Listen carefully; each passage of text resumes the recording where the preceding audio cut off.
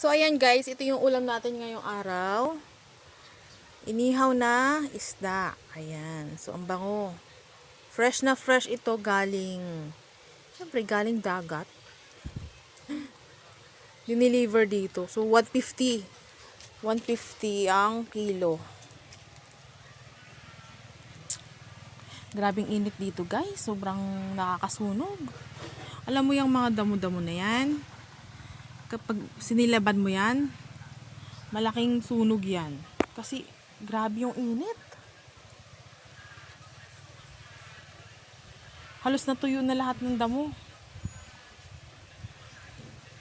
Pati ngayong pananim namin natuyo na eh. Pinagtsatsagaan na lang diligan. Sayang kasi guys, pag hindi mamamatay, di ba? So ayan, yan ang ulam namin ngayon. At yan din ang kakainin ni Baby Hazel. Ayan.